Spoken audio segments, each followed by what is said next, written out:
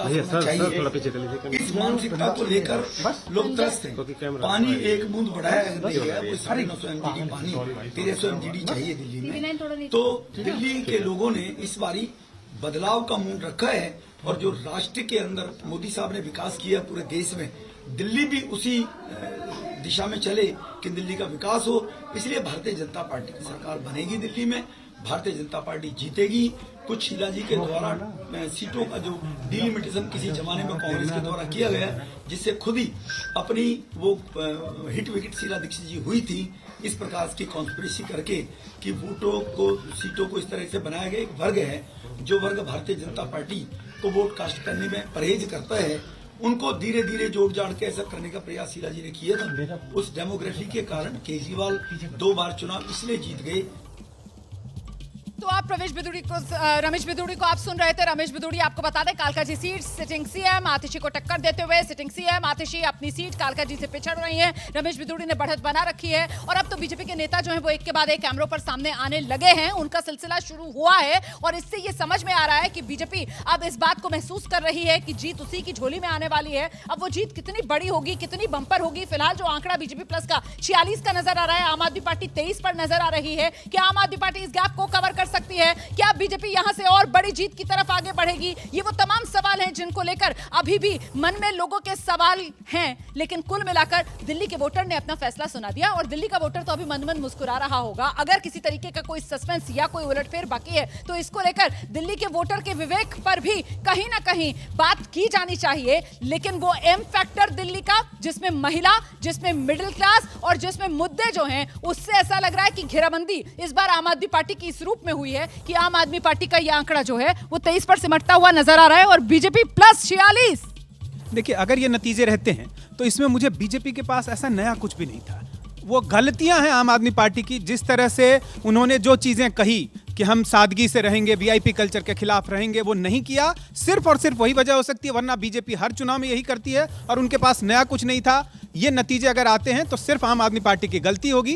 BJP का ऐसा कोई जादू या कोई नया या प्रदेश अध्यक्ष या किसी कैंडिडेट की वजह से नहीं, सिर्फ आम आदमी पार्टी और लेकिन बीजेपी ने मौका भुना लिया ना, बीजेपी ने मौके पर चौका लगा दिया ना। इसको लेकर आगे चर्चा करेंगे और फिलहाल आपको दिखाते हैं वीरेंद्र सचदेवा, दिल्ली बीजेपी के अध्यक्ष, एबीपी न्यूज संवाददाता अंकित गुप्ता से उन्होंने की खास बातचीत। जरा सुन लीजिए क्या कह रहे हैं।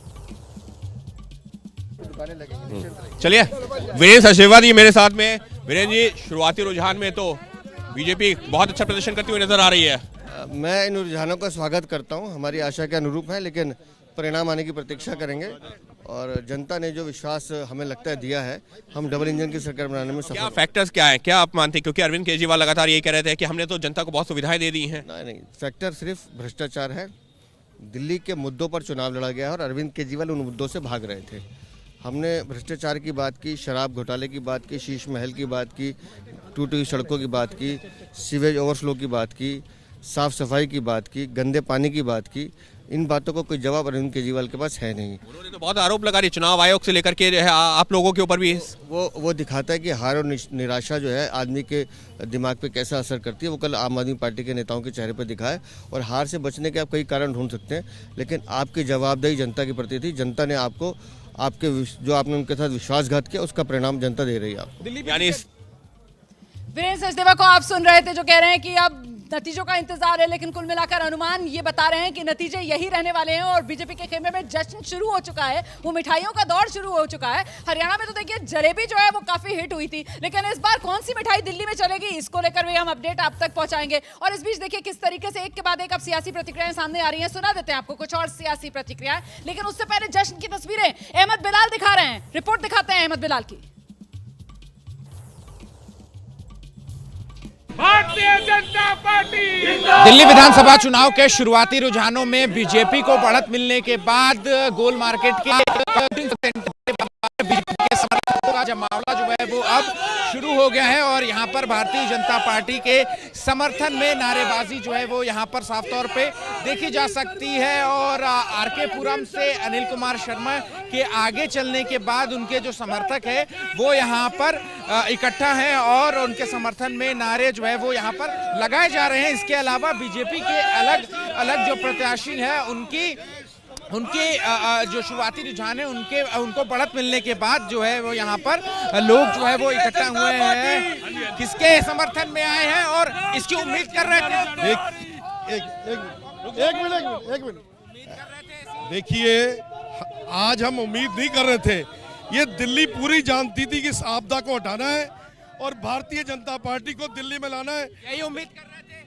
इससे भी सर, इससे ज्यादा उम्मीद करें और 50 से कम से कम 55 सीटें आएगी बीजेपी की। लेकिन अभी तो ये शुरुआती रुझान है ना, अभी आंकड़े तो स्टेबल। हर बार आपने देखा होगा, पिछले 2 बार के चुनाव देखे, शुरुआती रुझान में आपदा आगे रहती थी, लेकिन पहले बूथ से ही बीजेपी आ गए और इस बार आपदा को हटाएंगे। सुबह खत्म हो रहा है। देखिए, दिल्ली में परवेश वर्मा की सरकार, परवेश वर्मा जी के अंडर सरकार बनने जा रही है। यही उम्मीद कर रहे थे। तो अभी तक का आंकड़ा ये बता रहा है, आकाशवाणी सुनते हैं पहले।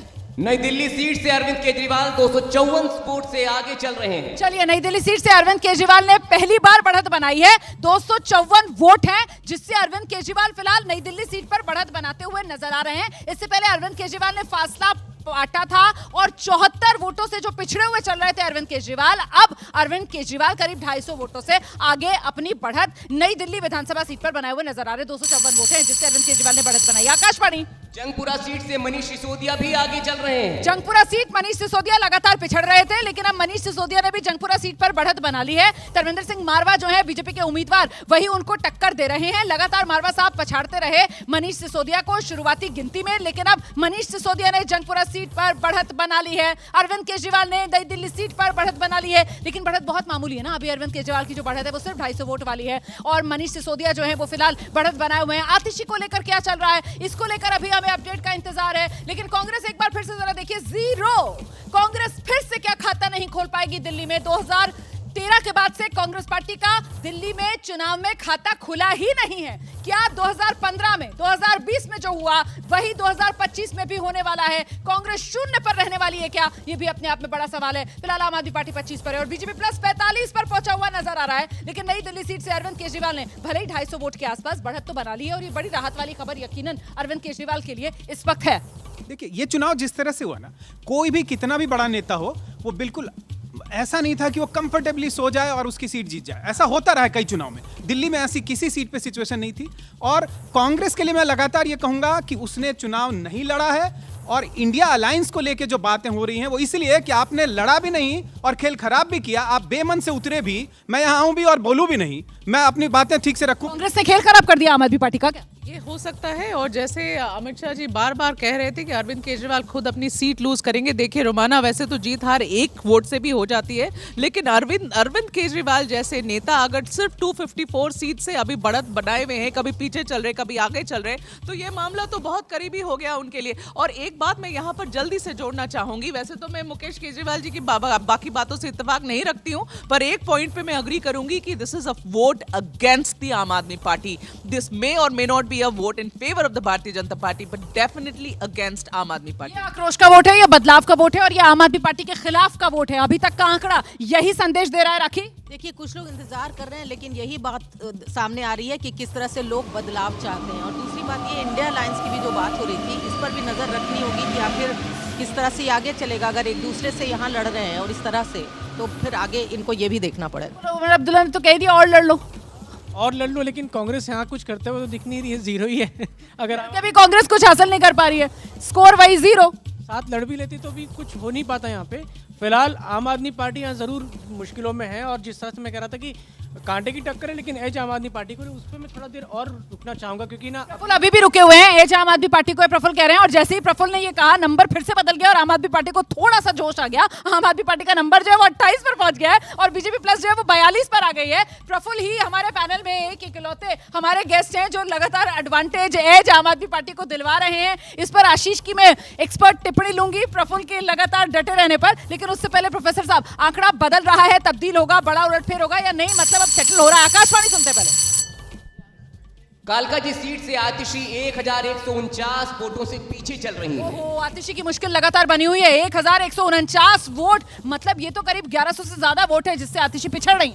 देखिए रुमाना जी, आप इसका जो भी फैसला हो उसको थोड़ी देर के लिए दरकिनार कर देते हैं, पर आपके जितने स्टॉलवर्ड्स हैं आपकी पार्टी के, या तो बहुत कम वोट से आगे चल रहे हैं या पिछड़ रहे हैं। इसका क्या मतलब है? इसका मतलब ये है कि जनता ने आपको नकारा है। और जनता ने आपको क्यों नकारा? आप ये कोई कह रहे हैं कि ये एंटी वोट है। मैं मानता हूँ कि ये केजरीवाल जी के खिलाफ वोट है, परंतु ये एक डिसाइसिव वोट मोदी जी के तरफ भी है। वो इसलिए है क्योंकि अल्टरनेटिव दो हैं ना, कांग्रेस भी एक अल्टरनेटिव था, भारतीय जनता पार्टी भी अल्टरनेटिव है। तो वो फिर अगर वो वोट भारतीय जनता पार्टी की तरफ जा रहा है तो इसका I would say that it is also a vote in favour of good governance, और at least a governance that has been promised to the people. बात आप कह रहे हैं ये मोदी पर भरोसा जता रहा है, ये डबल इंजन की सरकार दिल्ली के लोगों को चाहिए, दिल्ली में दौड़ानी है अब डबल इंजन वाली गाड़ी। बिल्कुल रोमाना, बिल्कुल प्रोफेसर साहब की बात से इत्तेफाक रखता हूँ। ये दरअसल जो वोट है वो बीजेपी के लिए है, बीजेपी की मॉडल के लिए है, डेवलपमेंट मॉडल के लिए है।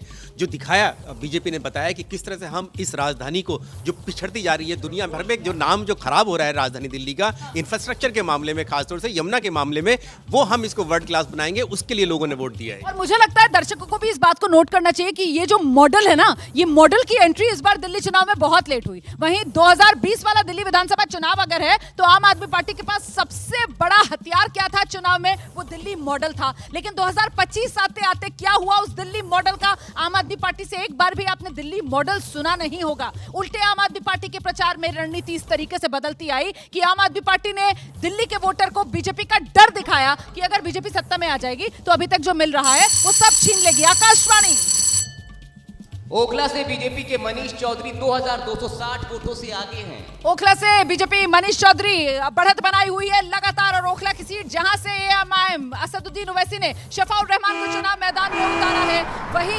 असदुद्दीन ओवैसी जो है वो आम आदमी पार्टी और कांग्रेस की पतंग की डोर काटते हुए नजर आ रहे हैं। क्या पेचल लड़ रहे हैं ओखला से लेकर इस वक्त मुस्तफाबाद तक? और फिलहाल दिल्ली का ये बड़ा नंबर जिसमें बीजेपी अब थोड़ा और खिसक कर 41 पर आ गई है, लेकिन अभी भी जो बहुमत वाला 36 का आंकड़ा है उससे तो देखिए ना आप 5 सीटों के साथ आगे शुरुआती रुझानों में बीजेपी प्लस नजर आ रहा है। आम आदमी पार्टी एक बार फिर से 30 को टच करती हुई नजर आ रही है। 29 पर आम आदमी पार्टी। क्या अभी खेला बाकी है? सौरभ भारद्वाज को लेकर बड़ा अपडेट आ रहा है ग्रेटर कैलाश से। सौरभ भारद्वाज पीछे चल रहे हैं, ताजा स्कोर सामने आ गया है, बीजेपी 41 पर है। और ये तस्वीरें आपके सामने है, ये तस्वीरें आपके सामने है। आतिशी पहुंची हुई है काउंटिंग सेंटर पर। तस्वीर आप देख रहे हैं दिल्ली की मुख्यमंत्री आतिशी, और इस वक्त मुश्किल चुनावी लड़ाई में आतिशी फंसी हुई हैं। आतिशी जो है अपनी कालकाजी सीट पर, अभी जो लेटेस्ट अपडेट आया था, करीब 1100 वोटों से पीछे चल रही हैं। फिलहाल काउंटिंग सेंटर्स पर पहुंच रही हैं आतिशी। और चुनाव प्रचार में भी आपने देखा किस तरीके से कालकाजी वाली सीट, जहां पर बीजेपी की तरफ से रमेश बिधूड़ी को चुनाव मैदान में उतारा गया, कांग्रेस पार्टी की तरफ से अलका लांबा को आतिशी के सामने चुनाव मैदान में उतारा गया, और आतिशी की जबरदस्त तरीके से चुनावी चक्रव्यूह में घेराबंदी की गई। उसको भेद पाने में आतिशी कामयाब होंगी या नहीं, इसको लेकर फिलहाल नंबर ये बता रहा है कि आतिशी मुश्किल में। सर देखिए, अगर आम आदमी पार्टी ये चुनाव हारती है, जैसे पहले बोल चुकी हैं एक वक्त आप, कि जो है वो ये वोट जो है फिर आम आदमी पार्टी के खिलाफ जाएगा। लेकिन इसका एक कारण ये भी है कि कांग्रेस जो है वो बिल्कुल उभर नहीं पा रही। कांग्रेस का संगठन नहीं था, और जो है कांग्रेस से उम्मीद करना बहुत बेईमानी नहीं, मतलब कि काम में अनएक्सपेक्टेड वो था। और अगर बीजेपी जीत रही है तो बीजेपी का मुख्यमंत्री कौन होगा इसके ऊपर बीजेपी कोई चर्चा नहीं कर रही। तो ये विजेंद्र गुप्ता होंगे या कोई और होगा।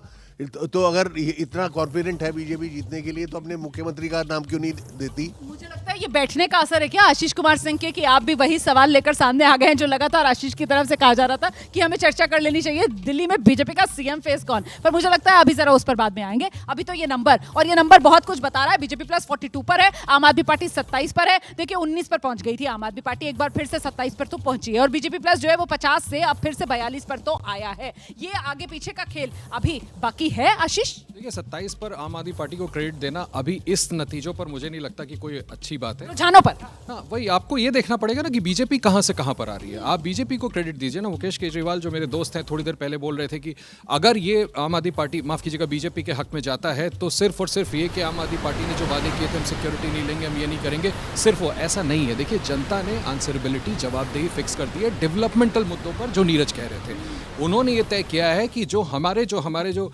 बेसिक नीड्स हैं उसको आपने पूरे नहीं किए। 11 साल से आपने लोगों को बस एक मिथ्या प्रचार करके रखा और इस पर जवाबदेही तय कर दी। बाकी पार्टीज रोमाना जब भी चुनाव में उतरती हैं तो अपने आर्ग्यूमेंट्स देती हैं, कन्विंस करने की कोशिश करती हैं। जनता तो उसी को, देखिए अगर अपना लीडर चुन लिया तो वो ये बातें इग्नोर कर देती है कि उसने सिक्योरिटी लिया, वो शीश महल में रहता है। मुख्य मुद्दा ये है कि 11 साल से उन्होंने उतने काम नहीं किए, उतनी बेसिक फैसिलिटीज लोगों तक नहीं पहुंचाई, उसकी जवाबदेही तय कर दी। प्रोफेसर साहब देखिए रोमाना जी, ये जो परिणाम आ रहा है, ये परिणाम है आदरणीय प्रधानमंत्री जी का जो संकल्प पत्र था ना, वो जो संकल्प को सिद्धि तक लेकर जाते हैं ना, और जिसको उन्होंने हर स्टेट में दिखाया भी है कि कैसे परफॉर्म किया है, ये उसका परिणाम है। और दूसरी बात, ये जो लगातार झूठ पे झूठ, वादे पे वादे, किसी दिन फाइल दिखाना, किसी दिन ये करना, अपने अवसरवादिता के नाते गठबंधन बना लेना, फिर उसके बाद में उन्हीं के अगेंस्ट दुष्प्रचार करना, घोटालों पे घोटाला, घोटालों पे घोटाला, बार बार आरोप लगाना, एलजी नहीं काम करने दे रहे, बीजेपी नहीं काम करने दे रही, केंद्र सरकार नहीं काम करने दे रहा। तो जनता है, ये दिल्ली है और दिल्ली कैपिटल है, तो यहाँ पे लोगों को फॉर ग्रांटेड ले लिया गया। आप कुछ भी वादे करते रहो, 500 स्कूल खोल देंगे, 20 हम कॉलेज खोल देंगे, लेकिन on the ground, on the record है क्या? और नहीं भूलना चाहिए कि दिल्ली का जो इलेक्टोरेट है वो देश में सबसे ज्यादा लिटरेट इलेक्टोरेट्स में उसकी गिनती होती है, और ऐसे में दिल्ली का जो वोटर है उसके विवेक को आप कम करके आंक नहीं सकते। और 2013 से जिस तरीके से दिल्ली की सत्ता में आम आदमी पार्टी बनी रही, 2015 में तो दिल्ली वालों ने 67 सीटें, 2020 में दिल्ली वालों ने 62 सीटें, मतलब दिल खोलकर जितना आशीर्वाद हो सकता है उतना अरविंद केजरीवाल को दिया। और जब बारी हिसाब देने की आई तो फिर अरविंद केजरीवाल के सामने वादे पूरे ना कर पाना, और उसके लिए सफाई वो क्या देते हैं कि साहब एलजी ने हमारी फाइलें रोक दी। देखिए, मैं इस बात में अपनी ही बात को कंफर्म करना समझता हूं। मैंने भी यही कहा था कि अगर ये ऐसे नतीजे आते हैं तो आम आदमी पार्टी की, केजरीवाल की गलतियां होंगी। गलतियां कैसे? पर दूसरी तरफ अगर वो कह रहे हैं संकल्प से सिद्धि वगैरह वगैरह वगैरह, या इतना काम कर दिया, मुझे नहीं लगता कि दिल्ली की जो इतनी पढ़ी लिखी जनता है, वो बिधूड़ी जी के जिन्होंने संसद में ऐसी बातें कही जो हम में से 10 में से, मैं चैलेंज करता हूं, कोई सपने में भी कोई कह देगा क्या? भारतीय संसद में, लोकतंत्र के मंदिर में जो शब्द उन्होंने कहे, या प्रवेश वर्मा जी, तो मुझे नहीं लगता, या यहाँ पे 7 सांसद हमेशा जीतते रहे, उन्होंने ऐसा डंका बजा दिया काम का। मुझे लगता है आम आदमी पार्टी ने काम किए, उसकी वजह से उन्हें जीती, लेकिन अब जो उनकी छवि में बदलाव आया, उन पे भ्रष्टाचार के मुद्दे अटके। एक आखिरी बात, चूंकि आशीष जी ने कहा था कि लगता है कि आम आदमी पार्टी सत्ता में ही रहेगी, उसके बाद बिखर जाएगी, मैं इसे ठीक उल्टा मत रखता हूं।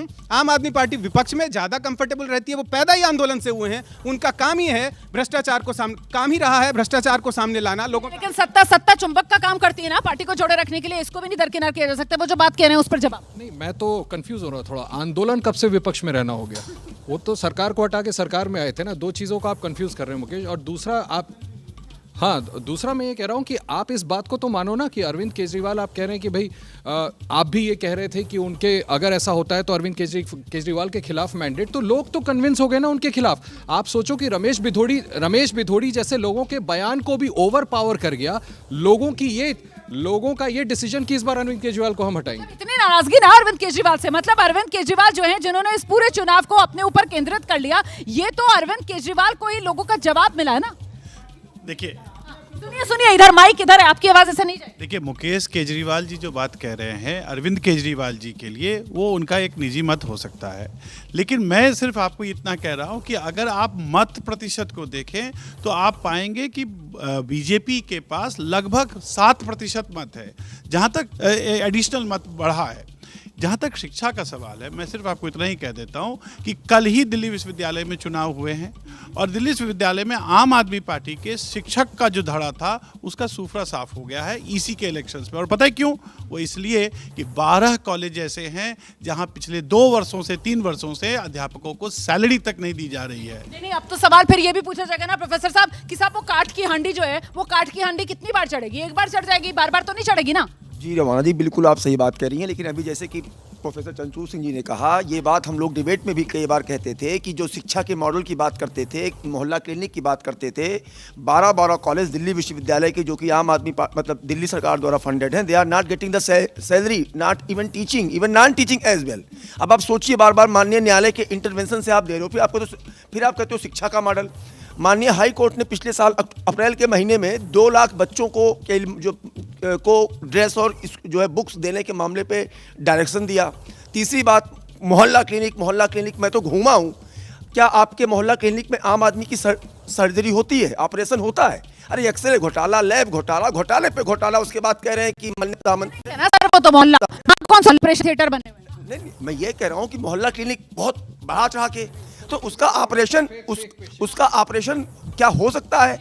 उसके अलावा उसके अलावा वहाँ भी फर्जी टेस्टिंग, फर्जी रिपोर्ट। उसके अलावा जो आप कह रहे थे भ्रष्टाचार, आपने तो एक के बाद एक जो लिस्ट में दोबारा आ जाऊंगी ना, थोड़ा सा जवाब तो ले लीजिए। मतलब ये तो इन्होंने लंबी भ्रष्टाचार की फहरिस्त खोल के डाल दी है। नहीं, देखिए, भारत में जो प्रधानमंत्री मोदी जी के बनाए हुए जितनी योजनाएं हैं उन सब में मैं इससे कई गुना भ्रष्टाचार को सामने ला सकता हूं।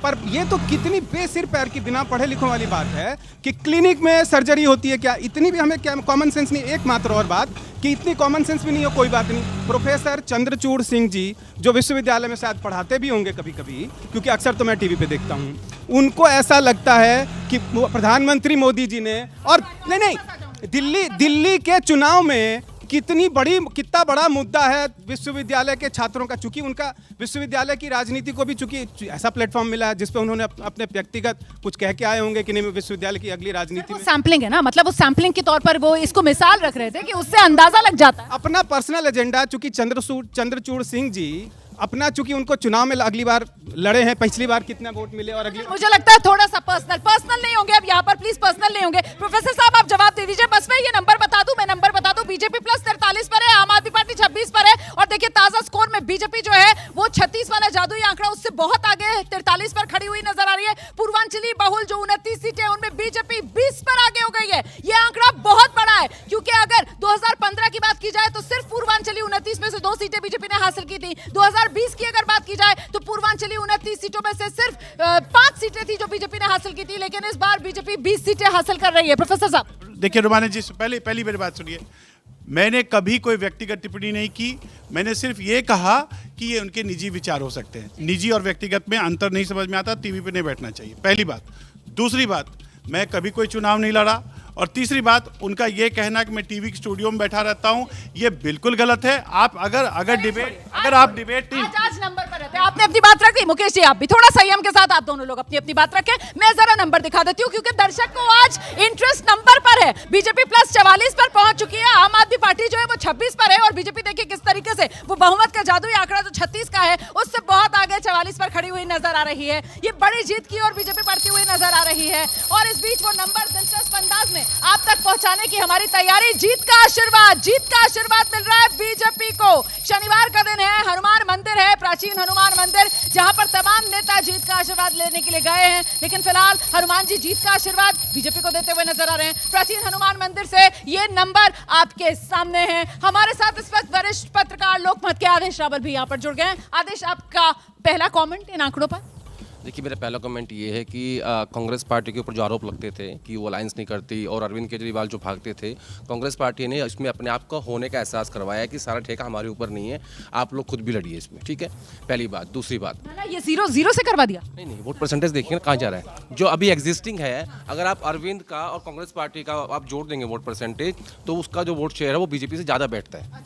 तो ये जो बार बार ये बात होती है कि सारा ठेका कांग्रेस पार्टी के पास है, वो अपना घर को बर्बाद करती रहे और अलायंस की हेल्प करती रहे, वो चीज़ साबित होती है। आप देखिए, दलित और मुसलमान वोटर के बगैर अगर आप 7-8% वोट पे खड़े हैं, वो वोट क्यों नहीं मिला इनको? क्योंकि उनके पास ये संदेश था कि आम आदमी पार्टी ही हरा सकती है बीजेपी को, इसलिए सारा मुसलमान वोट उधर गया, जिसमें दलित का भी बहुत बड़ा चंक है। तो मुझे लगता है कि ये फैक्टर है जो अमरुद्दुल्ला ने ट्वीट किया अभी, क्या कर दिया बताइए सर। अमरुद्दुल्ला ने कहा ना कि अलायंस होना चाहिए था, इंडिया अलायंस के ऊपर आरोप लगाया कांग्रेस पार्टी के ऊपर। तो मुझे ऐसा लगता है कि ये जो स्ट्रैटेजी थी इनकी अभी, अलायंस को लेके कांग्रेस पार्टी का जो ये रवैया और सख्त होने वाला है, उनको लगता है कि हमें अपने आप को मजबूत करना है, भले ही बीजेपी आती रहे। तो ये जो संदेश था वो उन्होंने साफ साफ उस करने में कामयाब हो गए।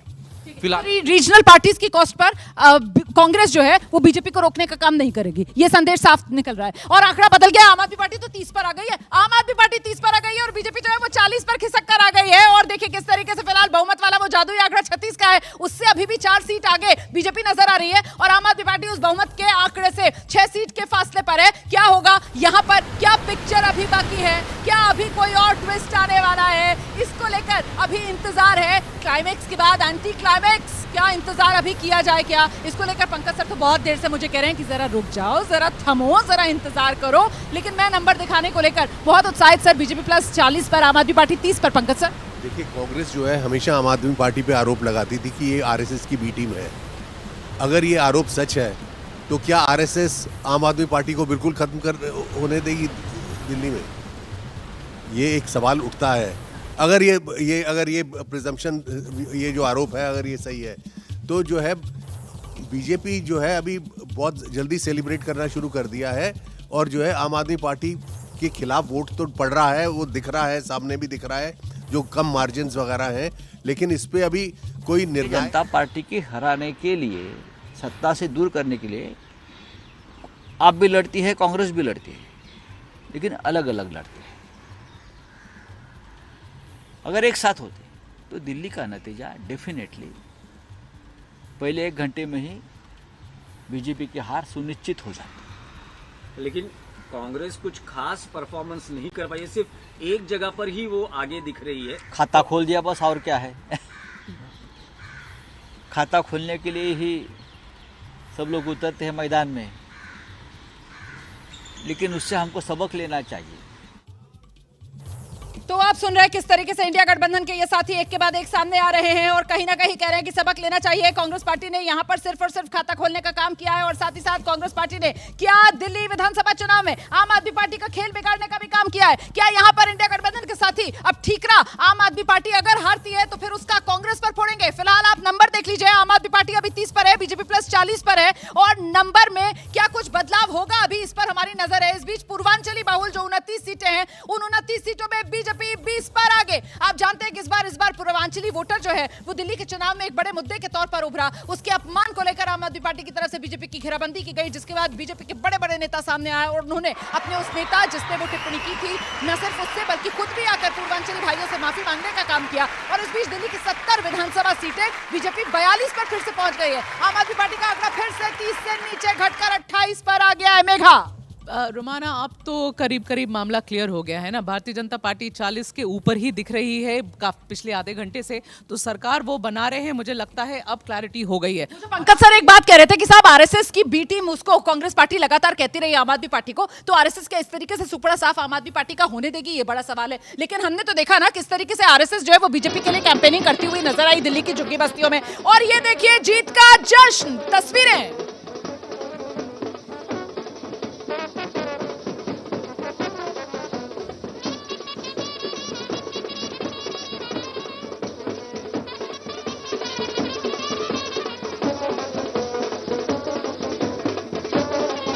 हमारी सहयोगी मनोज्ञा यहीं पर मौजूद है, जहां पर ये देश है वीर जवानों वाला बैंड पर धुन बजती हुई आप सुन रहे हैं। और ये बीजेपी का दफ्तर है जहां पर कार्यकर्ताओं का जोश हाई है। और नंबर देख लीजिए आप किस तरीके से बीजेपी प्लस 42 पर है, आम आदमी पार्टी 28 पर है। बीजेपी लगातार बड़ी जीत की तरफ बढ़ती हुई नजर आ रही है। बीच बीच में आम आदमी पार्टी जो है वो जोर लगाती हुई नजर आती है, लेकिन आम आदमी पार्टी का नंबर 30 के पार तो जा नहीं पा रहा है। आम आदमी पार्टी अभी 28 पर है, बीजेपी प्लस 42 पर है। 36 जादुई आंकड़ा है। और फिलहाल चाहे पूर्वांचली वोटर हो, चाहे पंजाबी वोटर हो, चाहे मुस्लिम बहुल सीटें हो, या फिर वो आरक्षित 12 सीटें दिल्ली की 70 विधानसभा सीटों में से, हर सीट पर इस वक्त कमल जो है वो अपनी छाप छोड़ता हुआ नजर आ रहा है, कमल खिलता हुआ नजर आ रहा है। और इसी वजह से नुकसान आम आदमी पार्टी को। मेघा, ऐसा है रोमाना, पहले थोड़ी तो आप सांस ले लीजिए। मैं आपसे ये कहूंगी कि जश्न के विजुअल्स आप लोग देखिए, लेकिन आपके राजनीतिक संपादक होने के नाते मेरा फोकस तो अब शिफ्ट कर चुका है। अब मैं सारे बीजेपी के नेताओं को मैसेज करके पूछ रही हूँ कि भाई सीएम का चेहरा बताइए, अब सीएम कौन होने वाला है। मुझे लगता है अब फोकस शिफ्ट करने की जरूरत है, लेकिन हाँ, I want to be a little careful. हम लोग ये भी जानने की कोशिश कर रहे हैं कि वो कितनी सीटें हैं जिस पे मार्जिन अभी बहुत स्लिम है। क्या उधर उसमें मामला इधर से उधर हो सकता है क्या? क्योंकि कई बार देखा गया है कि आखिर तक it goes down to the wire.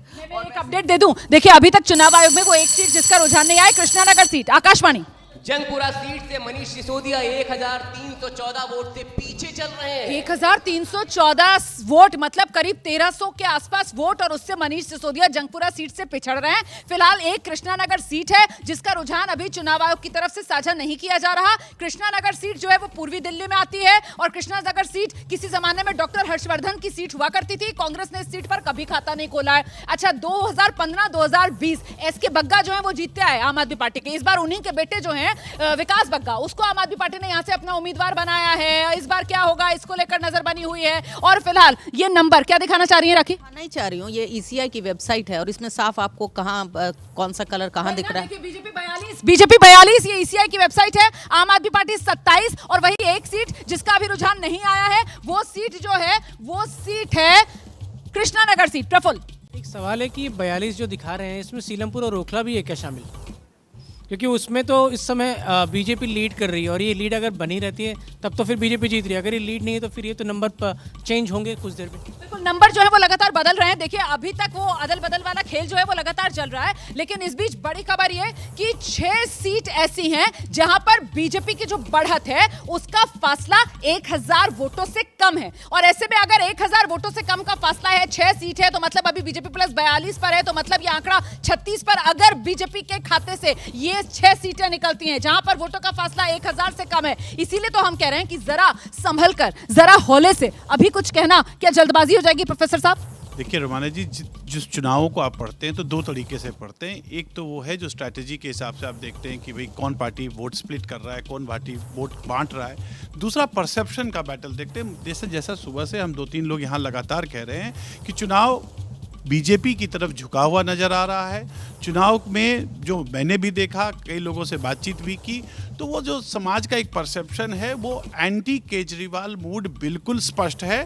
और ये भी मैं बिल्कुल मानता हूँ कि चूंकि जो फासला है 1000, 1500, 1200 वोट का ही है, और आप देखेंगे तो कांग्रेस भी लगभग सभी कॉन्स्टिट्यूएंसीज में 700, 800, 900 वोट से डेंट कर रही है। तो स्ट्रैटेजिकली एक तो केजरीवाल जी को घाटा हो रहा है, और परसेप्शन वाइज केजरीवाल साहब को बहुत घाटा हो रहा है। This vote is going in favour of prime minister Modi's guarantee. ये मुझे बिल्कुल स्पष्टता लग रहा है। बिल्कुल, अभी बस मैं एक आंकड़ा बता दूं कि 6 सीटें आम आदमी पार्टी की भी ऐसी हैं, 6 सीटें बीजेपी की भी ऐसी हैं जहां पर ये आम आदमी पार्टी 1000 से कम की बढ़त के साथ अपनी फिलहाल जो बढ़त है वो बनाती हुई नजर आ रही है। और यही हाल बीजेपी का है। 6 सीटें ऐसी हैं जहां पर बीजेपी की जो बढ़त है वो 1000 वोटों के भीतर की बनी हुई है। इसीलिए देखिए मामला अभी भी कुछ फंसा हुआ सा नजर आ रहा है, क्योंकि 6 सीट जिन पर 1000 से कम की बढ़त है, दोनों के साथ ऐसे ही हो रहा है, आम आदमी पार्टी के साथ भी और बीजेपी के साथ भी। और यही जो सीटों का फासला है, यही सीटों का फासला जीत का अंतर जो है उसको बहुत बड़ा कर सकता है, या फिर उसको बिल्कुल करीबी लाकर आर पार की टक्कर में तब्दील कर सकता है। आशीष, 28 में जोड़ दीजिए वो 6, 34, 42 में से माइनस कर दीजिए वो 6, 36, दोनों मिला के 70, तब भी बीजेपी कंफर्टेबल है। अब मुझे नहीं लगता कि लेकिन नजदीकी हो जाएगा ना, 34 और 36 होता है तो नजदीकी हो जाता है। वही मैं कह रही हूँ कि यही जो सीटें हैं, मतलब कुल मिलाकर 12 सीटें हो जाती हैं, और यही 12 सीटें जो हैं वो डिसिसिव रहने वाली हैं कि बीजेपी की जीत का अंतर अगर ये इसी तरीके से नंबर रहते हैं तो फिर वो कितना बड़ा होगा, या फिर मामला करीबी होगा। देखिए हम ये बात 2 दिन से लगातार कर रहे हैं कि हो सकता है कि नतीजे 35 से 36 से 40 और इस तरह से हो, दिस वे और दैट वे। लेकिन अब तो जो सामने ट्रेंड दिख रहा है उससे बिल्कुल क्लियर है कि भारतीय जनता पार्टी आम आदमी पार्टी से आगे है। क्लोज मार्जिन हो, लेकिन बीजेपी कंफर्टेबली सरकार बना रही है। आम आदमी पार्टी के लिए केजरीवाल भारी पड़ गए?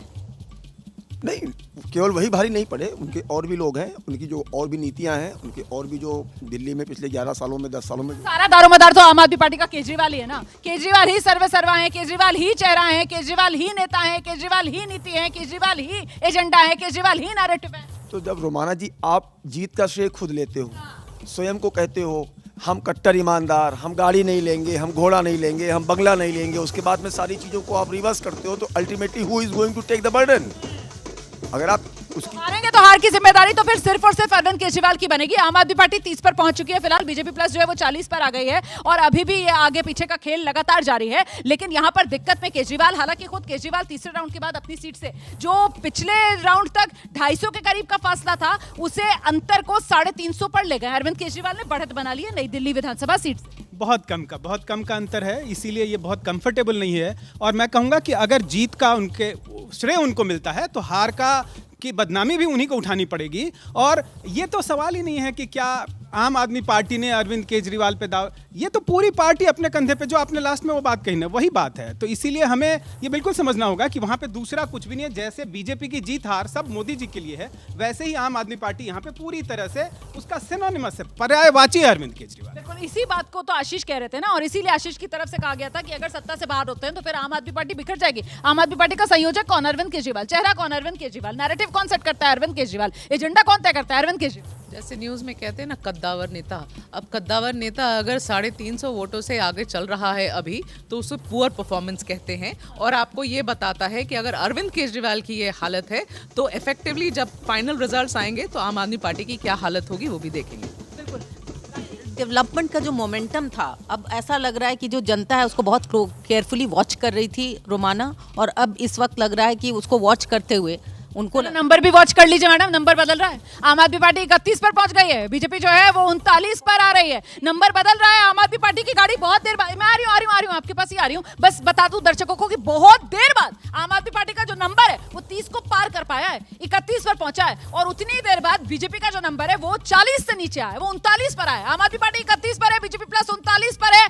अभी भी क्या कोई ट्विस्ट दिल्ली के इस पॉलिटिकल ब्लॉकबस्टर में बाकी है? सांसें थाम कर रखिए, अभी टीवी के सामने आप मत हटिए, अभी नतीजे नहीं आए। अभी दिल्ली विधानसभा चुनाव के इस पॉलिटिकल ब्लॉकबस्टर में बहुत से ट्विस्ट एंड टर्न्स बाकी हैं। ये भी बड़ी बात है कि अगर आम आदमी पार्टी इस तरह से मुकाबला कर रही है तो ये भी बड़ी बात है, क्योंकि इतने सालों के बाद भी अगर आप अपने आप को बचाने के लिए इतनी कवायद करते हैं। लेकिन हाँ, जो बार बार हम लोग अब देख रहे हैं ट्रेंड, उसमें बीजेपी क्लियरली एक एज लेती हुई नजर आ रही है। बीजेपी एज, हाँ जी मेगा क्विक अपडेट दे दूं, रमेश बिदूड़ी 1000 वोटों से आगे हैं। रमेश बिदूड़ी ने जिस तरीके के बयान दिए हैं और जितना पार्टी ने उसके ऊपर एक्शन लेने की कोशिश करी, उन्हें लिटरली मीडिया से दूर कर दिया गया था 2 वीक के लिए। अगर रमेश बिदूड़ी आतिशी, जो कि आपकी सिटिंग चीफ मिनिस्टर हैं, उसको पछाड़ रहे हैं, तो ये जनता का मन भी आपको ये सारी चीजें बताता है। जबकि ये कालकाजी सीट 2015 में भी आम आदमी पार्टी ने जीती थी भाई, अवतार गिल यहाँ से जीते थे। 2020 में खुद आतिशी ने इस सीट को जीता, और अब की बार तो सिटिंग सीएम थी, उनकी ये सीट थी, लेकिन उस सीट पर आतिशी पिछड़ रही। देखिए, ये ऊपर नीचे होता रहेगा। मैं सुबह से कह रहा हूँ कि कांटे का मामला है, कई जगहों पे बहुत कम मार्जिन से ये होगा। एक दो चीज़ों का उदाहरण देना चाहता हूँ कि मनीष सिसोदिया का 2020 का चुनाव आपको याद होगा कि वो 12-13 राउंड तक पीछे चल रहे थे और फिर एकाएक 3000 वोट से वो जीत गए। इसी तरह से बदरपुर से रामवीर सिंह बिदूड़ी जो है, उनका चुनाव की जो मतगणना थी वो शाम तक चली थी और वो भी बहुत थिन मार्जिन से जीते थे, कोई बहुत मेजर मार्जिन से जीत के नहीं आए जो आज लोकसभा के सांसद हैं।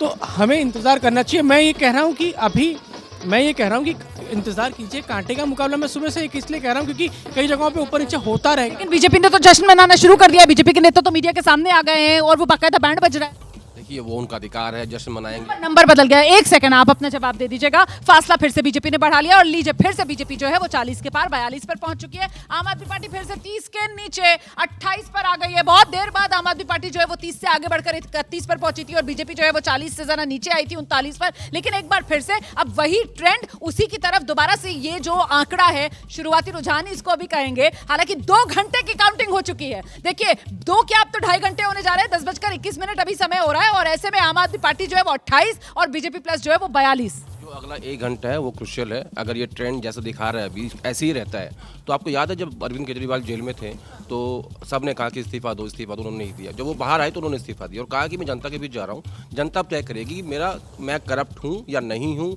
मेरे शीश महल से दिक्कत है या नहीं है। लेकिन अगर इस रुझान को मान लिया जाए कि ऐसा ही रहेगा, तो जनता ने मान लिया है कि आपने घोटाला किया है और आपके ऊपर आरोप थे वो सही थे और ये शीश महल से हमें दिक्कत है। क्योंकि आप जब आए थे आंदोलन से निकल के, तो आपने जो जो कहा था उस सब के विपरीत आपने तमाम काम किए। तो अरविंद केजरीवाल के खिलाफ ये मैंडेट है अगर ये ट्रेंड ऐसा ही रहता है अगले 1 घंटे। नहीं तो अरविंद केजरीवाल ने सबक नहीं सीखा ना भाई। 2024 जो लोकसभा चुनाव थे, जब जमानत पर बाहर आए थे वो प्रचार करने के लिए, तब भी तो वो लोगों से कहते थे दिल्ली वालों अगर चाहते हो कि तुम्हारा बेटा सलाखों के पीछे ना जाए तो जिता दो। इंडिया गठबंधन को एक भी सीट नहीं मिली, वहां पर भी ऐसे ही बेरंग केजरीवाल रह गए, इंडिया गठबंधन रह गया और यहाँ पर भी सत्ता से बाहर हो रहे हैं। देखिए, ये तो है केजरीवाल जो है कि हमेशा ड्रामेटिक तरीके से जो है अपनी बात कहते हैं और उन्होंने एक तरह से ये बना दिया कि जैसे उन्हीं के अपने ऊपर फोकस रखते हैं। तो ये इलेक्शन अगर वो हार जाते हैं तो नेचुरली वही कारण होंगे इस इलेक्शन को हारने का, लेकिन अगर जीत जाते हैं तो उसका श्रेय भी उन्हीं के ऊपर जाएगा।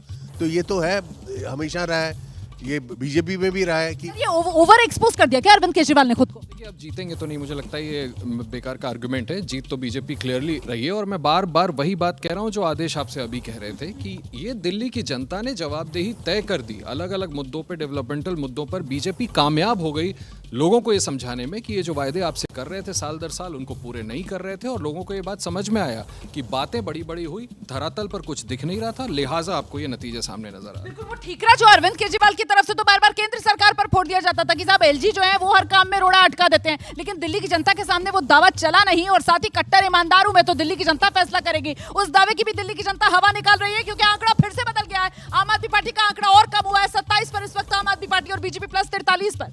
देखिए, इतना सिंपलिस्टिक नहीं है कि उन्होंने कभी कोई काम नहीं, 10 साल में कोई काम नहीं किया। अगर ऐसा होता तो पिछले चुनाव में इतनी भारी बहुमत से लोग उनको जीत नहीं दिलाते। पर अभी जो तो कहती है ना उसको भ्रम फैलाने का काम किया। वो तो बीजेपी के लिए भी लोग कहते हैं, तो कहने की बात और है, लेकिन बात ये सही है कि उनकी छवि को लेके पिछले 1-2 साल में, और ख़ास तौर से जब उनके नेता जेल जाने लगे और तमाम अदालतों से उनको जमानत नहीं मिली और लगातार एक के बाद एक उन पर आरोप लगते रहे, उसके बाद और लोकसभा चुनाव उसमें बहुत बड़ा वो फैक्टर रहा जिसमें कि उनकी छवि लगातार खराब होती रही। एक बात का मुझे सवाल चाहिए मेघा, वो जो नारा हमेशा आम आदमी पार्टी की तरफ से दिया जाता था, केंद्र में मोदी, दिल्ली में केजरीवाल, ये 24 लोकसभा चुनाव जो आया और जिस तरीके से आम आदमी पार्टी ने कांग्रेस के साथ हाथ मिला लिया, ये भी बैकफायर किया। कांग्रेस के साथ हाथ नहीं, इस बार तो देखिए रोमाना, जो बहुत इंटरेस्टिंग बात ये हुई है कि कांग्रेस से जनरल इलेक्शन में हाथ मिला है। केजरीवाल ने जाकर कांग्रेस के लिए वोट दिया और कांग्रेस ने जाकर राहुल गांधी ने केजरीवाल के लिए वोट दिया। लेकिन इस चुनाव के आखिरी के 15 दिन में आपने देखा क्या हुआ। राहुल गांधी जब जमीन पे उतरे और प्रियंका वाड्रा जब जमीन पे उतरी तो उन्होंने किसकी बात करी? उन्होंने नरेंद्र मोदी के ऊपर कोई निशाना नहीं साधा, उन्होंने निशाना साधा अरविंद केजरीवाल के ऊपर। अपने ही अलायंस पार्टनर के पीछे गए, हाथ धोकर पड़े रहे। राहुल गांधी यमुना पे जाके 10 मिनट की डॉक्यूमेंट्री बनाते हैं और नाले दिखाते हैं और कहते हैं मैं एलजी को तो पेरिस बना दिया, ये वाला तंज भी किया था और एलजी के पास जाके शिकायत करूंगा। और इन्होंने सबसे बड़ा भ्रष्टाचार किया, लिकर स्कैम। तो राहुल गांधी की पूरी टीम, प्रियंका वाड्रा, वो सारे के सारे उतर गए अरविंद केजरीवाल के अगेंस्ट और उसका फायदा भारतीय जनता पार्टी को सीधे तरीके से होता हुआ। बिल्कुल, और नंबर देख लीजिए आप, आम आदमी पार्टी घटकर 27 पर खड़ी हुई नजर आ रही है, बीजेपी प्लस जो है वो 43 पर तेजी से आगे बढ़ती हुई नजर आ रही है। यहीं तक अब ये ट्रेंड इसी रूप में कंसोलिडेट करेंगे क्या, इसको लेकर बड़ा सवाल है। ये आम आदमी पार्टी और कांग्रेस एक दूसरे पर किस तरीके के हमले बोल रहे थे, इसकी बात तो पीछे हो गई, लेकिन बात दिल्ली के अंदर नतीजे जो हैं वो स्विंग वोटर तय करेगा। और वो स्विंग वोटर जो लोकसभा में भले ही बीजेपी की तरफ जाता हो, लेकिन विधानसभा में वो मजबूती के साथ आम आदमी पार्टी के साथ आ जाता है और उसमें महत्वपूर्ण वो दिल्ली का मिडिल क्लास होता है। तो ऐसे में जो केंद्र की तरफ से चाहे 8वें वेतन आयोग का ऐलान हो या फिर वो बजट, जिस बजट में 12 लाख तक की आमदनी और नौकरी पेशा के लिए तो 12,75,000 तक की जो आमदनी है, वही मास्टर स्ट्रोक दिल्ली में बीजेपी के लिए साबित हो रही है। कहा ही जाता है कि दिल्ली में वो सबका एक समूह है, मिडिल क्लास जो है एक बहुत बड़ा तबका है और इसको कहीं ना कहीं एड्रेस करने की, जैसा आपने ही कहा, भी कोशिश पूरी की है बीजेपी ने। और उन सारे गैप्स को अभी मुकेश जी भी जो कह रहे थे कि कुछ गलतियां, तो वो गैप्स पे काम करना ही तो पॉलिटिक्स है, तो उस पर बीजेपी ने काम किया है। बिल्कुल, वो जो फॉल्ट लाइंस होती हैं उसी को लेकर तो जो नेता होते हैं वो पॉलिटिक्स करते हैं। और देखिए किस तरीके से अब जानकारी मिल रही है, 17 सीट ऐसी हैं जहां पर बीजेपी जो है वो 5000 वोटों से बढ़त बनाए हुए है। 17 सीटें हैं ऐसी। ताजा स्कोर आपके सामने है, बीजेपी 43 पर है, आम आदमी पार्टी 27 पर है। और अब आप ये मानकर चलिए कि 2.5 घंटा गिनती का हो रहा है, कमोबेश तस्वीर अब इसी तरीके की रहने वाली है। बहुत बड़ा कोई उलटफेर नहीं होगा। अब तो देखना ये दिलचस्प होगा कि आखिरकार वो जीत का फासला, वो जीत का अंतर किस रूप में कितना रहता है। मामला नजदीकी आम आदमी पार्टी या बीजेपी के बीच बनता है या फिर वो बड़ी सुनामी बीजेपी की आती है क्या, क्योंकि 70 विधानसभा सीटें हैं और इनमें से बहुत सी सीटें ऐसी हैं जिसको लेकर लगातार लोग कह रहे हैं कि मामला बहुत करीबी और बहुत देर तक तस्वीर साफ हो पाती है। इस बीच जश्न की तस्वीरें आने लगी हैं। बिलाल हमारे सहयोगी वहीं पर हैं, अभी तक तो बैंड आप बजते हुए देख रहे थे, अब जरा ढोल की धुन सुनिए। जो है वो यहाँ पर नाचते हुए दिख रहे हैं। सर, कितनी खुशी और किस तरीके से जश्न का इजहार। ऐसा इतनी ज्यादा खुशी हम बयान नहीं कर सकते।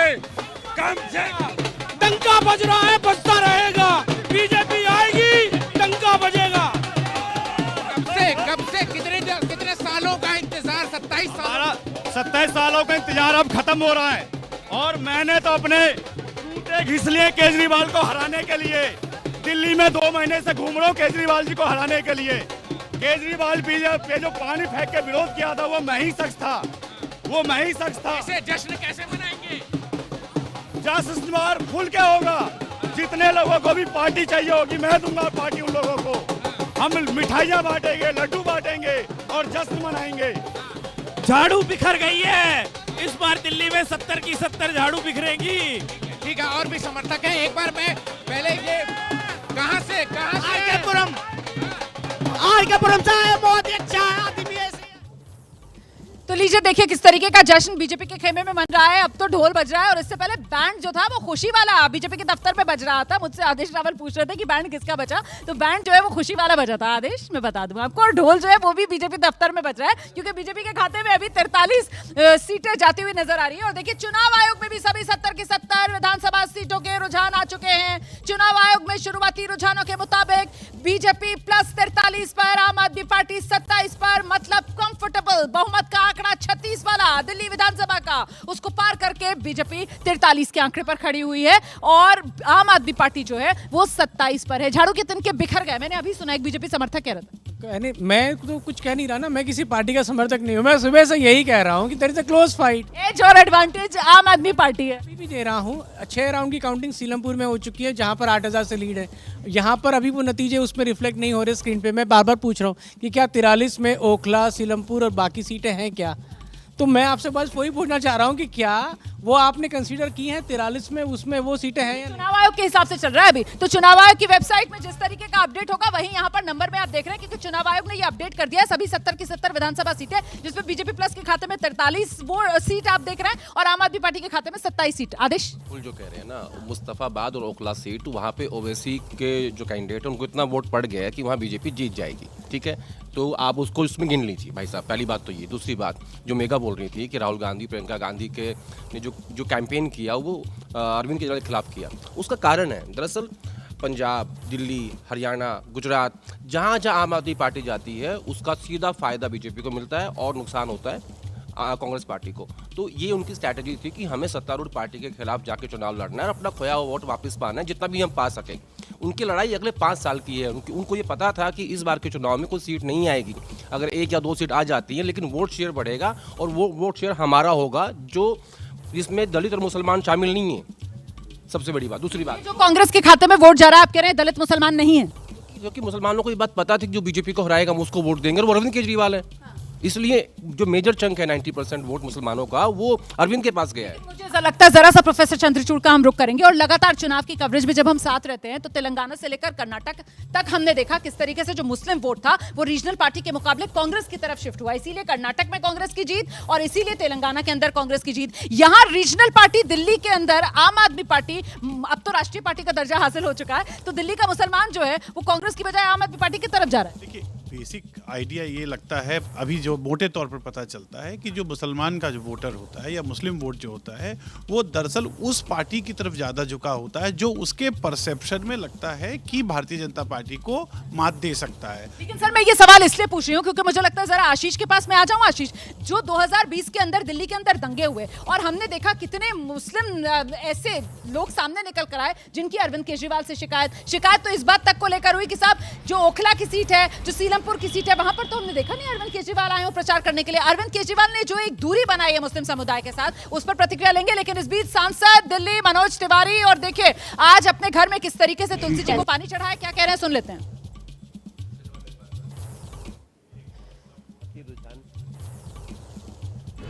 40+ सीटों पे अपना रुझान में बढ़त है और मुझे लगता है कि ये थोड़ा उधर इंतजार करेंगे हम, इससे भी बेहतर टैली आके रुकेगी ऐसा मेरा विश्वास है। मगर अब आज तो बहुत ज़्यादा बोलने की आवश्यकता नहीं है। ये जरूर दिख रहा है कि दिल्ली की जनता ने मोदी जी की गारंटी को स्वीकार किया है और यही फाइनल टैली होगी ऐसा मेरा विश्वास है। देखिए इस बार मनीष जी ट्रेंड दिखने को मिल रहा है, जैसे पहले 2 बार में दिखा था कि पूरी तरह से एक तरफा दिखा था, लेकिन इस बार जो है बीजेपी की तरफ भी काफी ज्यादा बढ़त है। तो क्या वजह रही है? दिल्ली वालों की नाराजगी है, क्या है? देखिए इसमें कोई दो राय नहीं है। दिल्ली का प्रत्येक तबका अब आम आदमी पार्टी से दूर हो गया है। रुझान में वो दिख रहा है, एग्जिट पोल में भी दिख रहा था और मुझे लगता है कि आज रिजल्ट वैसा ही होगा कि आम आदमी पार्टी ने जिस प्रकार से अकर्मण्यता दिखाई, जैसे उन्होंने जनता को तकलीफ दिया, स्वयं भ्रष्टाचार किया, शीश महल की प्रवृत्ति रही, तो आज जनता उसका रिजल्ट दे रही है और मुझे पूरा विश्वास लगता है कि अंत तक ऐसे ही रिजल्ट आएगा। बीजेपी के सांसद मनोज तिवारी को आप सुन रहे थे, जो ये कह रहे हैं कि अंत तक किसी तरीके का नतीजा आएगा, इसका उनको पूरा विश्वास है। जनता ने आम आदमी पार्टी को स्वीकार कर दिया है और मोदी की गारंटी पर जनता ने भरोसा जताया है। फिलहाल जो रुझान आ रहे हैं उसी को लेकर चर्चा करेंगे। खास मेहमान बीजेपी के प्रवक्ता सैयद जफर इस्लाम साहब इस वक्त हमारे साथ मौजूद हैं। जफर भाई, ये अभी तक के जो रुझान है इसी तरीके से मानकर चल रही है बीजेपी कंसोलिडेट होने वाले हैं? बधाई दे दूं मैं आपको, 26 साल का सत्ता का वनवास दिल्ली में बीजेपी का खत्म होने जा रहा है। देखिए खत तो जरूर होने जा रहा है, लेकिन मैं आपसे बधाई धीरे धीरे करके 1 बजे तक लूँगा, जब 100% सर्टेनिटी के साथ 50 सीटों से ज़्यादा जब हमारी आ चुकी होगी और आप और जो आपदा पार्टी और केजरीवाल वो हिस्ट्री हो चुके होंगे, तब आप मुझे बधाई दीजिएगा तो और भी ज़्यादा मज़ा आएगा। लेकिन मैं आपसे 2-3 अहम बातें कहना चाहता हूँ कि देखिए, भारतीय जनता पार्टी पूरे दिल्ली में जो आदरणीय प्रधानमंत्री जी की गारंटी है उस पर भरोसा दिखाया है। जो इन्होंने गारंटी दी थी, झूठी धूल धुआं धोखा जो इन्होंने जो दिल्ली को दिया है, उसकी वजह से लोगों का विश्वास इन पे खत्म हुआ है। इनको बहुत मौके दिए, लेकिन उन्होंने सिर्फ जो है कहीं ना कहीं लोगों को धोखा देने का काम किया। वो आज उनके सामने है कि लोगों का विश्वास खो चुके हैं। जफर भाई, ये पूरे चुनाव में आम आदमी पार्टी और अरविंद केजरीवाल की तरफ से जिस तरीके से दिल्ली विधानसभा चुनाव को खुद पर एक रेफरेंडम के तौर पर दिल्ली की जनता के बीच में वो लेकर गए, आपको क्या लगता है कि दिल्ली की जनता आज के नतीजों से केजरीवाल पर फैसला सुना रही है? ये देखिए, बिल्कुल आपदा पार्टी जिस तरह से दिल्ली की जनता को, मैंने कहा ना, धूल धुआं और धोखा यही दिया है, सिर्फ धोखा दिया है। इसलिए केजरीवाल जी उसके मुखिया है, तो जाहिर है केजरीवाल जी और आपदा पार्टी दोनों जो है इतिहास होने जा रही है। और दिल्ली की जनता का बिल्कुल विश्वास जो है वो आदरणीय प्रधानमंत्री जी और उनकी लीडरशिप पे, और जो उन्होंने वादे किए और उसकी गारंटी की जो गारंटी रहती है प्रधानमंत्री जी की, उस पर विश्वास किया है। इसलिए आप देखिए कि ऐसे जगह पे जहाँ पर हम कभी भी नहीं जीत पाते थे, वैसी जगह पे भी हम लीड कर रहे, चाहे मुस्तफाबाद हो, चाहे वो ओखला हो। हाँ। ये इन सब जगह पे हम जीत रहे हैं। उसकी वजह है यही ओखला। तो मुस्तफाबाद और ओखला को लेकर तो फिर वो विरोधी कहते हैं ना कि असदुद्दीन ओवैसी भाईजान जो हैं वो बीजेपी की बी टीम के तौर पर आ जाते हैं चुनाव मैदान में। फिर से यही कहेंगे आपके विरोधी? नहीं बेटे, उनका वोट दिखा दीजिए। उनको तो बिल्कुल डिस्कार्ड कर दिया वहाँ की जनता ने कि असदुद्दीन ओवैसी के लोगों को वोट ही नहीं मिला है। जो ये कांग्रेस के लोग कहते हैं कि उनके हैवी वेट जो बार बार इस्तेमाल करते हैं कि हमने अपने हैवी वेट को उतारा है, उनके हैवी वेट्स अगर ये हैं तो देखिए उनकी हालत क्या है। इतनी पस्ता हालत है कि 500, 400, 300 वोट में सिमट रहे हैं, और असदुद्दीन ओवैसी की पार्टी को किसी ने सपोर्ट ही नहीं किया है। इससे समझ में आता है कि जो मोदी जी की गारंटी है उस पर विश्वास, वैसे इलाके में जहाँ पर हम नहीं जीतते थे उस पर भी मुस्लिम डोमिनेटेड इलाके में वो विश्वास लोगों का है, और इसलिए जो उनको बेनिफिट मिलता है, इससे उनको समझ में आता है कि हमारा विश्वास पहले गलत पार्टियों पे था, अब मोदी जी पे है, और इसलिए वहाँ से भी हम जीतेंगे। और आज मैं आपको ये भी कहने जा रहा हूँ कि जैसे मुस्तफाबाद में हम 11-12 हज़ार वोटों से लीड कर रहे हैं, एक ट्रेंड है और एक इतिहास रचने जा रहा है ओखला सीट में, और वहाँ भी हम कम से कम अभी 2200 सीट से आगे है, 2200 वोटों से आगे है। हम वहाँ पर कम से कम 10,000 वोटों से जीतेंगे, ये ऐसा मैं दर्शकों को ये बताती चलूं कि 2015 जब दिल्ली में सिर्फ 3 सीटें जीती थी बीजेपी ने, तब भी ये मुस्तफाबाद सीट थी जो बीजेपी के खाते में गई थी। और महत्वपूर्ण बात यहाँ पर सैयद जफर इस्लाम कह रहे थे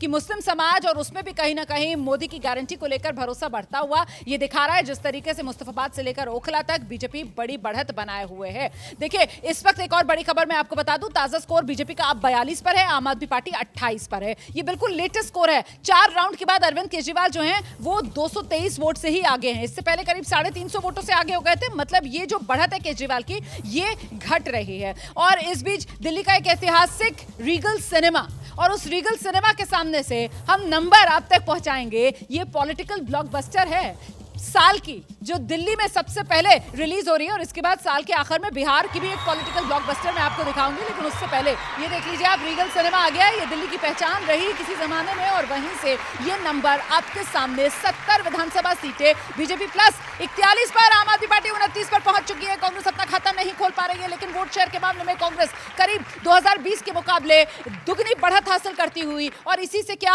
आम आदमी पार्टी का खेल बिगड़ रहा है, इसी से क्या बीजेपी जो है वो बढ़त बनाती हुई नजर आ रही है। देखिए, जो आरक्षित सीटें हैं 12 रिजर्व सीट, उन 12 रिजर्व सीटों में भी 8 सीटें ऐसी हैं जिस पर बीजेपी इस वक्त बढ़त बनाए हुए है। और मत भूलिए आप, यही जो 12 रिजर्व सीट एससी आरक्षित सीटें, जो इन सीटों को जीतता है वही दिल्ली की सत्ता तक पहुंचता है। 2015 हो, 2020 हो, सभी 12 की 12 आरक्षित सीटें, जिसमें मंगोलपुरी, जिसमें बवाना, ये तमाम सीटें जो है वो आम आदमी पार्टी ने जीती थी। और इस बार इनमें से 8 सीटों पर आम आदमी पार्टी और 4 पर बीजेपी आगे। तो अभी भी जो एससी वाली सीटें हैं वहां पर आम आदमी पार्टी की बढ़त बनी हुई है। मेघा, देखिए, दलित, एससी और मुस्लिम ये इस पे तो थोड़ी सी क्लैरिटी थी हम लोगों को। इनफैक्ट आप सब गए थे मुस्लिम बहुल इलाकों में और एक ही रिपोर्ट के साथ वापस आए थे कि वो क्या कांग्रेस को वोट देने वाले हैं या आम आदमी पार्टी को वोट देने वाले हैं, और आंसर बहुत ही क्लियर था कि वो आम आदमी पार्टी को वोट देने वाले हैं। तो वो पकड़ जो है ना आम आदमी पार्टी की, वो उन्होंने बरकरार रखी। और मैं आपको एक बात यहाँ और जल्दी से बताना चाहती हूँ रोमाना, ऐसी 27 सीटें हैं दिल्ली में, 27 सच सीट्स, जहाँ पर आम आदमी ने कंसिस्टेंटली पिछले 10 सालों में ये जो 3 चुनाव उन्होंने झेला है, अपनी सीट के अपने वोट के नंबर सिर्फ बढ़ाए हैं, सिर्फ बढ़े हैं। वो 27 वैसी सीट्स है, वो तो मुझे लगता है कि उनके खाते में ऑलरेडी है। जो अभी 29 का दिख रहा है आपको आंकड़ा, वो 27 सीट पर उनकी बढ़त बरकरार है।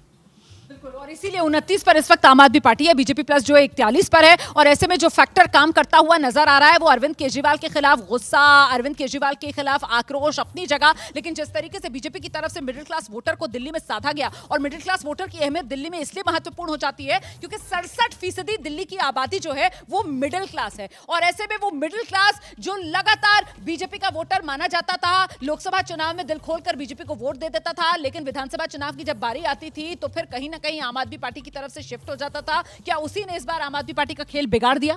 और चुनाव में अगर देखा जाए, खासकर दिल्ली के इस चुनाव में, मैं बार बार ये कह रही हूँ कि मिडिल क्लास का बहुत बड़ा रोल रहा है। मध्यम वर्ग ही तो है जो पूरी दिल्ली के इस फैलाव को एक तरह से समेटे हुए है। तो इसलिए अगर उसको टारगेट किया, और कहीं ना कहीं बीजेपी ने अपनी रणनीति में, चाहे वो बार बार हम 12 लाख इनकम टैक्स में छूट की बात कर रहे हों, या फिर हम वेतन आयोग की 8वें वेतन आयोग की बात कर रहे हैं, ये सब आपने भी कहा है, तो ये सब मिला के और हर एक चीज़ को बिल्कुल इंडिविजुअली देखना, ये जो मेटिकुलस प्लानिंग है वो भी हम बीजेपी को जरूर क्रेडिट देना चाहिए। आम आदमी पार्टी फिलहाल 30 पर पहुंच चुकी है, बीजेपी प्लस जो है वो 40 पर आ गई है। और अभी तक का आंकड़ा ये बता रहा है कि दिल्ली की जनता ने जो गारंटियों का पलड़ा है उसमें बीजेपी का गारंटियों का पलड़ा उसको भारी माना है, और मोदी की जो गारंटी है उस पर बीजेपी के लोग, दिल्ली के लोग जो हैं वो बीजेपी और मोदी की गारंटी पर भरोसा करते हुए नजर आ रहे हैं। आम आदमी पार्टी का लेकिन आंकड़ा जो है वो एक बार फिर से 30 पर पहुंचता हुआ नजर आ रहा है। ये ऊपर नीचे कुछ देर और होगा, क्योंकि ना आप देखिए मुस्लिम बहुल इलाकों में वापस से जो जहां पर बीजेपी लीड ले रही थी, अब वापस से आम आदमी पार्टी की लीड दिख रही है वहां पे।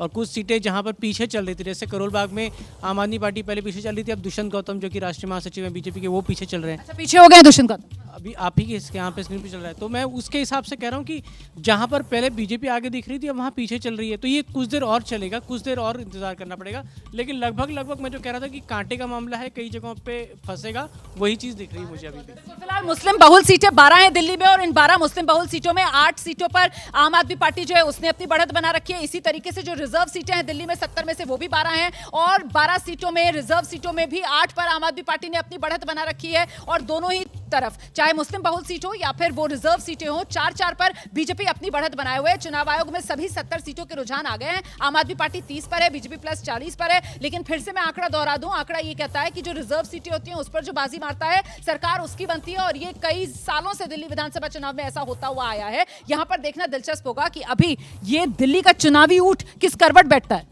देखिए कि जिस भी करवट बदले, मुझे तो नहीं लग रहा कुछ विशेष इस पे। मुझे तो अब ये बिल्कुल स्पष्ट लग रहा है कि भारतीय जनता पार्टी की तरफ झुका हुआ है और उसी तरफ सरकार बनेगी। इसी स्टूडियो में रोमानी जी, मैंने कुछ दिन पहले चेंज हो गया है नंबर, आम आदमी पार्टी 32 पर पहुंच गई है, बीजेपी प्लस जो है वो 38 पर है। ये नंबर लगातार बदल रहा है, और बीजेपी प्लस जो है वो 40 से थोड़ा नीचे आई है, अब 38 पर आ गई है। आम आदमी पार्टी ने 30 वाला आंकड़ा फिर से पार कर लिया है। आम आदमी पार्टी आप देख रहे हैं 32 पर इस वक्त। रोमाना जी 2 मिनट पहले ना ये 32-38 का आंकड़ा होता रहेगा, उसकी बात कर लेंगे। सवाल ये होता है कि अगर मैंने पहले भी इसी स्टूडियो में एक बार आपको कहा था कि बाबा भारती और खड़ग सिंह के घोड़े वाली कहानी मैंने बताई थी आपको, जिस नैतिकता के ऊंचाई से केजरीवाल ने राजनीति की शुरुआत की थी, आज केजरीवाल जी की जो स्थिति है, और बाकी सब चीज़ों को छोड़ दीजिए, उनके ही पार्टी की एक सदस्य थी स्वाति मालीवाल। स्वाति मालीवाल का भी प्रकरण यही हुआ ना, उनके साथ ही हुआ, उनके दल के राज्यसभा के सदस्य ने ही उन पर चार्जेस लगाए ना।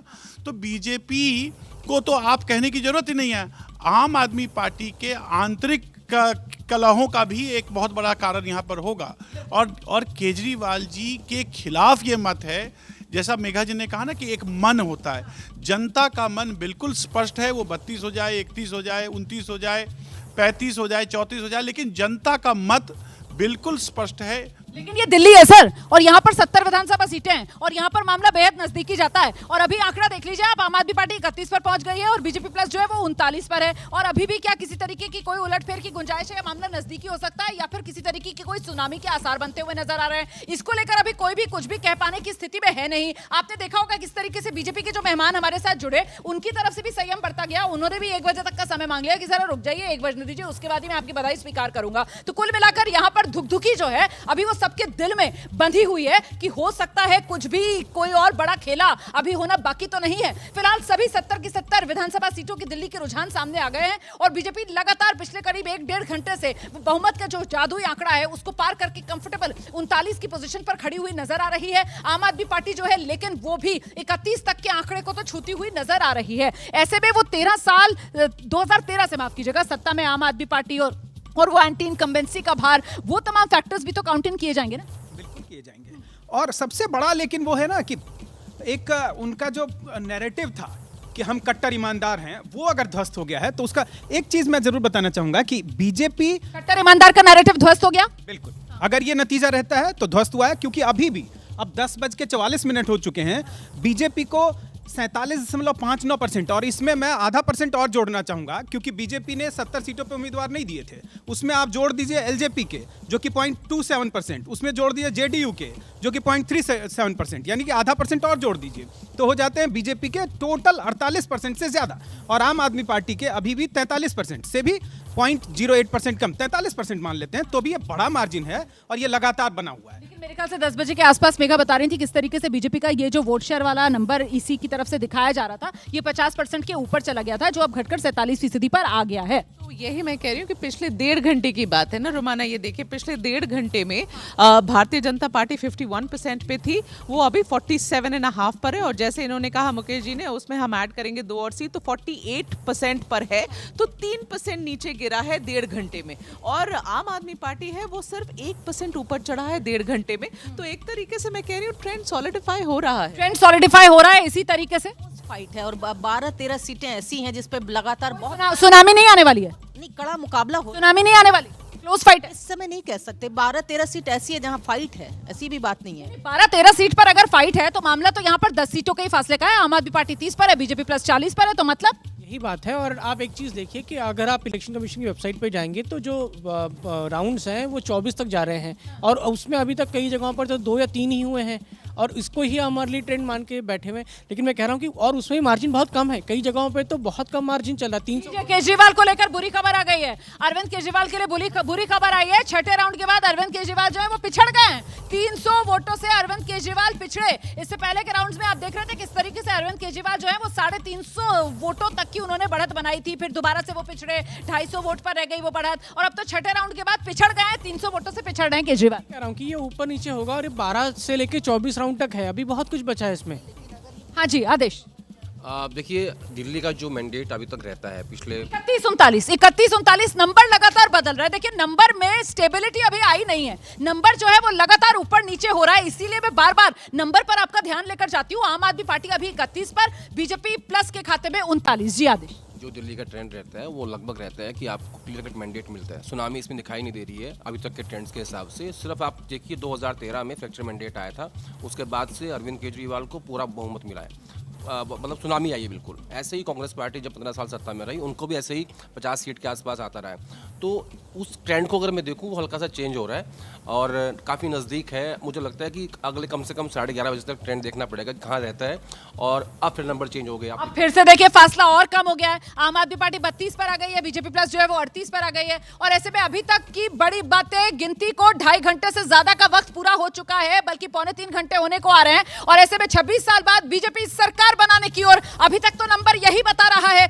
बीजेपी का 26 साल का सत्ता का वनवास खत्म होने जा रहा है। 3 जीत के बाद आम आदमी पार्टी हार की तरफ बढ़ती हुई नजर आ रही है। जादुई आंकड़े से आम आदमी पार्टी अभी फासले पर। कांग्रेस का खाता इस बार भी खुलता नहीं दिख रहा है। ये रुझानों के हिसाब से अगर नतीजे आते हैं तो उसके हिसाब से बड़ी बातें मैं आपको बता रही हूं। और दलित और मुस्लिम बहुल जो सीटें हैं 12-12, वहां पर आम आदमी पार्टी ठीक ठाक प्रदर्शन कर रही है, पिछली बार से जरूर कुछ नुकसान होता हुआ नजर आ रहा है। पूर्वांचली पंजाबी बहुल सीटों पर बीजेपी का प्रदर्शन बढ़िया होता हुआ नजर आ रहा है। पूर्वांचली 29 सीटें हैं जिन पर 20 पर बीजेपी ने बढ़त बना ली है। छठे राउंड के बाद अरविंद केजरीवाल जो है वो 300 वोटों से पीछे चल रहे हैं। अरविंद केजरीवाल को तो लगातार शौक पर शौक, शौक पर शौक। नहीं, शौक देखिए, राजनीति में जीत हार होती रहती है, तो मैं उसको शौक के रूप में नहीं देखता हूं। पर मैं तो बस बार बार यही लगातार कह रहा हूं कि एक वैकल्पिक राजनीति की शुरुआत की गई थी। आप देखिए 2014 में किस प्रकार से दो बड़े राजनीति के केंद्र बने, खास करके जो शुचितापूर्ण राजनीति का एक आधार दिया गया। नरेंद्र मोदी ने उसको गुड गवर्नेंस के साथ मिलाकर लगातार उसको ऊपर और कंसोलिडेट करने की कोशिश की।